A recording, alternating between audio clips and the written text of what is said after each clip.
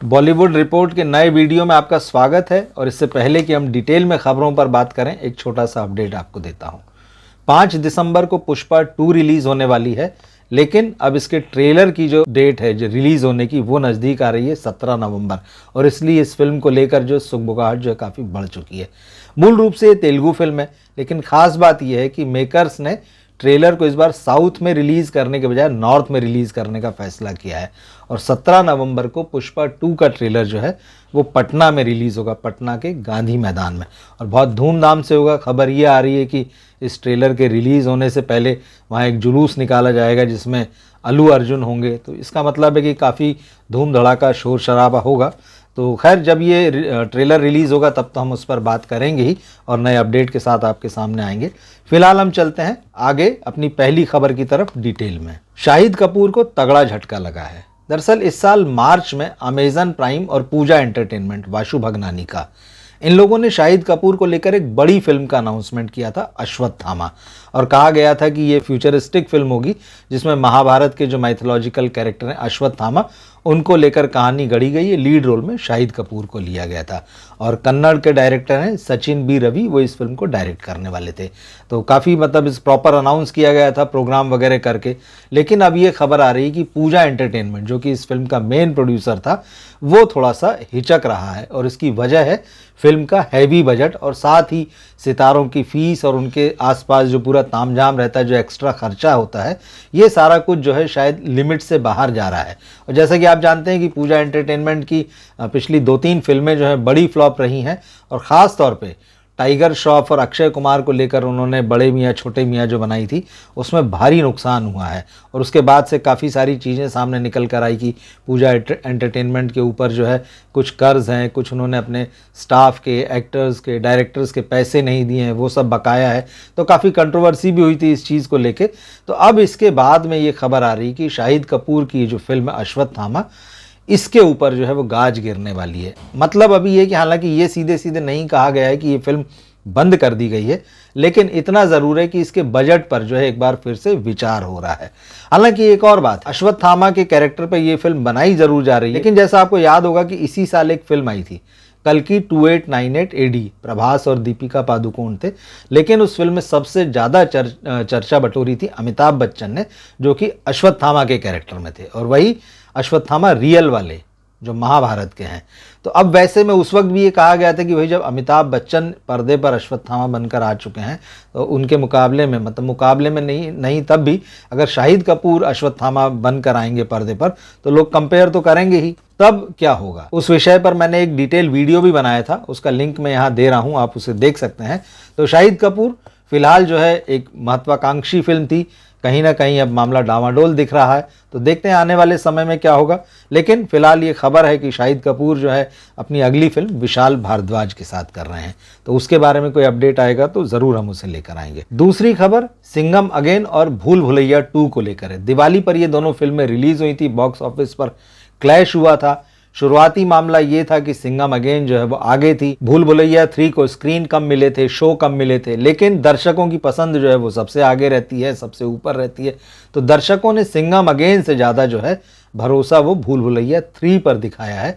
और ये बात जो है लंबी रेस में जो है धीरे धीरे सामने आती जा रही। पहले हफ्ते में तो ये हुआ था कि सिंघम अगेन में बहुत सारे स्टार हैं, तो उस फिल्म को ज़्यादा कलेक्शन मिला। लेकिन अब जब दूसरा हफ्ता आया है, तो दूसरे हफ्ते में भूल भुलैया 3 जो है वो सिंघम अगेन से आगे है। तो दूसरे हफ्ते के जो आंकड़े आए हैं वो बता रहे हैं कि सिंघम अगेन ने दूसरे हफ्ते में 47 करोड़ रुपए का बिजनेस किया है, जबकि भूल भुलैया 3 ने 56 करोड़ रुपए का बिजनेस किया, यानी 9 करोड़ रुपए का बिजनेस जो है वो भूल भुलैया 3 ने जो है वो ज़्यादा किया है। और जहाँ तक टोटल कलेक्शन की बात है, तो सिंघम अगेन का जो कलेक्शन है अभी तक 212 करोड़ रुपए नेट के आसपास बताया जा रहा है, जबकि भूल भुलैया 3 जो है वो 208 करोड़ रुपए नेट के आसपास है। तो इसका ये मतलब है कि तीसरे हफ्ते में ये माना जा रहा है कि ये हो सकता है कि भूल भुलैया 3 जो है वो सिंघम से आगे निकल जाए। तो ये बॉक्स ऑफिस की इस दिवाली पर बड़ी टक्कर थी और इस पर लेके काफ़ी सारी बातें हुई हैं, काफ़ी सारे वीडियो बने हैं। तो इसमें हम और ज़्यादा विस्तार में नहीं जाएंगे, हम अपनी अगली खबर की तरफ बढ़ते हैं। अगली खबर ये है कि अगला अजय देवगन कौन होगा। दरअसल ये सवाल जो है सिंघम अगेन के डायरेक्टर रोहित शेट्टी से एक इंटरव्यू के बीच निकल कर आया है। रोहित शेट्टी से पूछा गया था कि इस वक्त जो नई जनरेशन के जो एक्टर्स हैं बॉलीवुड में, वो किसके साथ काम करना पसंद करेंगे और कौन उनको लंबी रेस का घोड़ा दिखाई देता है। तब रोहित शेट्टी ने कहा कि क्योंकि मैंने बहुत सारे कलाकारों के साथ काम किया है और अजय देवगन के साथ तो लगातार किया है, और अजय देवगन ने एक बहुत लंबी पारी खेली है, 3 दशक से ज़्यादा की फिल्म इंडस्ट्री में, तो बोले ऐसे में कई बार मुझे भी लगता है कि अजय देवगन के बाद कौन, मतलब अजय देवगन के बाद कौन हो सकता है उनके जैसा एक्टर। तो खुद फिर उन्होंने ही जवाब दिया रोहित शेट्टी ने कि मुझे लगता है कि विकी कौशल जो हैं इस मामले में एकदम परफेक्ट आदमी। विकी कौशल जो हैं उन्होंने अपनी शुरुआत जो है बहुत छोटे छोटे कैरेक्टर से की है और उन्होंने कमाल किया, मतलब बड़े पर्दे पर उसके बाद उन्होंने बड़ी बड़ी फिल्में दी हैं और आज की तारीख में आप देखें तो उनके ऊपर बड़े दांव लग रहे हैं। छावा जैसी फिल्म उनकी आने वाली, इसके अलावा अभी 2 दिन पहले ही एक फिल्म अनाउंस हुई है महाअवतार, जिसमें वो भगवान परशुराम का रोल प्ले करने जा रहे हैं। तो विकी कौशल पर बहुत सारे लोगों की नजरें हैं और उनको बहुत प्रॉमिसिंग रूप से देखा जा रहा है। तो अब जो है रोहित शेट्टी ने ये बात कही है कि विकी कौशल जो है निश्चित रूप से लंबी रेस का घोड़ा है। उन्होंने कहा कि अगर कोई एक्टर जो है उसको आपको जांचना है तो आपको ये देखना होगा कि अगले 20 साल बाद वो जो है वो कहाँ नजर आएगा। तो रोहित शेट्टी को ऐसा लगता है कि अगले 20 साल बाद भी जो है विकी कौशल का प्रेजेंस जो है इस इंडस्ट्री में होगा और वो कुछ इंपॉर्टेंट रोल करते हुए नजर आएंगे। हालांकि उन्होंने यहाँ पर रणवीर सिंह की तारीफ की और कहा कि सिम्बा में उन्होंने बहुत अच्छा काम किया, गली बॉयज़ में उन्होंने बढ़िया काम किया, बाजीराव मस्तानी उनकी फिल्म बहुत अच्छी थी, पद्मावत में वो नज़र आए थे, तो इन सब में काम उनका अच्छा था। लेकिन जब ये बात उन्होंने कही, क्योंकि सबसे ज़्यादा काम उन्होंने अजय देवगन के साथ किया रोहित शेट्टी ने, तो स्वाभाविक है कि वो जब किसी एक्टर को किसी पैमाने पर नापेंगे या मापेंगे तो वो वही होगा कि अजय देवगन की जगह कौन ले सकता है या अजय देवगन के बराबर लंबी पारी कौन खेल सकता है। तो इसके हिसाब से अगला अजय देवगन जो है रोहित शेट्टी की नज़र में वो विकी कौशल हैं। अब जब बात अगले अजय देवगन की आई है तो हम यहाँ पर अगले शक्तिमान की भी बात कर लेते हैं। शक्तिमान पिछले कुछ समय से काफ़ी चर्चा में है। शक्तिमान 1990s के दशक में टीवी पर आया करता था, टीवी सीरियल था, और गंगाधर यानी शक्तिमान के रूप में उसमें जो है वो मुकेश खन्ना दिखाई देते थे, जो उससे पहले जो है महाभारत में भीष्म बनकर जो है सबके चहेते हो चुके थे। लेकिन यहाँ से उन्होंने एक तरीके से अपनी छवि बदली थी और बच्चों को ये कैरेक्टर बहुत प्यारा था। अब लंबे समय से इस पर फिल्म बनाए जाने की चर्चा है, तो ये सवाल उठ रहे हैं कि कौन जो है इस रोल को प्ले कर सकता है। रणवीर सिंह के नाम की बात आई थी, लेकिन अब 2-3 दिन पहले जो है मुकेश खन्ना ने प्रेस कॉन्फ्रेंस की और कहा कि भाई रणवीर सिंह तो नहीं हो सकते, उनके साथ इमेज का प्रॉब्लम है। उनसे लोगों ने पूछा कि ठीक है तो क्या टाइगर श्रॉफ हो सकते हैं, बच्चों का मामला है, तो उन्होंने कहा कि भाई वो तो बच्चों से भी बच्चे हैं, मतलब उन्होंने उनको भी खारिज कर दिया।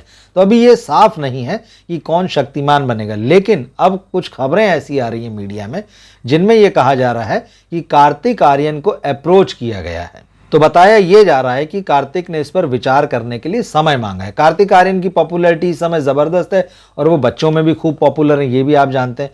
तो ऐसे में मेकर्स, मतलब शक्तिमान के जो मेन प्रोड्यूसर तो मुकेश खन्ना है, लेकिन ये फिल्म जो है वो सोनी के साथ मिलकर बनाएंगे। इस बारे में बताया जाता है कि 200 करोड़ रुपए का बजट होगा और इस संबंध में एग्रीमेंट हुआ है। तो ये सारी खबरें, हालांकि प्रॉपर अनाउंसमेंट अभी नहीं।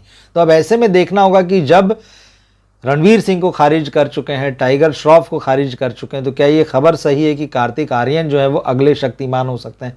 तो आने वाले दिनों में इसके बारे में पता चलेगा। लेकिन सोशल मीडिया में जो चर्चाएं हैं, सोशल मीडिया पर जो फैंस जो हैं या जो फिल्मों को एनालिसिस करने वाले लोग हैं, वो जब चर्चा कर रहे हैं तो उनका ये कहना है, कुछ लोगों का ये मानना है कि अगर कार्तिक आर्यन इस रोल को ले लेते हैं तो वो बहुत बड़ी गलती करेंगे, ये उनके लिए सुसाइडल होगा, उनको नहीं करना चाहिए। और इसके पीछे लॉजिक ये है कि शक्तिमान जो है वो एक पुराना कैरेक्टर है 90s का, इसको नए सिरे से जो है अगर अपडेट करके नहीं बनाया जाता, इसमें बहुत सारी नई क्वालिटीज़ नहीं डाली जाती, एक तरीके से इसको रिक्रिएट नहीं किया जाता अगर, तब तो फिर ये बहुत मुश्किल हो जाएगा कार्तिक आर्यन के लिए कि अगर वो 90s के दशक में जाकर उस तरह के सुपर हीरो बनने की कोशिश करेंगे तो उनके लिए घाटे का सौदा साबित हो। जबकि कई लोगों का ये मानना है कि कार्तिक आर्यन इस रोल में अच्छे लगेंगे और बच्चों के बीच भी वो बहुत पॉपुलर हैं, तो उनको ये रोल करना चाहिए। और क्योंकि जिस तरह का उनका कॉमिक टाइमिंग भी है, और शक्तिमान का भी जो मामला था जिसमें वो गंगाधर बने होते हैं, वो उनका एक कॉमिक रूप था उस सीरियल में, तो अगर गंगाधर और शक्तिमान वाले जो दोनों कैरेक्टर हैं वो कार्तिक प्ले करते हैं तो उनकी कॉमिक टाइमिंग की वजह से और बच्चों में जो उनकी लोकप्रियता है उसकी वजह से जो वो इसमें सफल हो सकते हैं। तो अभी तो आने वाला समय बताएगा, हालांकि इसमें कुछ भी कंफर्म वाली बात नहीं है, सिर्फ चर्चाएं हैं। तो देखते हैं कि आने वाले समय में इस पर क्या अपडेट होता है। तो आज की ये खबरें आपको कैसी लगी आप कमेंट बॉक्स में लिखिएगा, और अगर किसी खास खबर के ऊपर आप अपना कमेंट देना चाहते हैं, कोई बात करना चाहते हैं, तो ज़रूर उसे दर्ज करें। मिलते हैं फिर हम अगले वीडियो में। नमस्कार।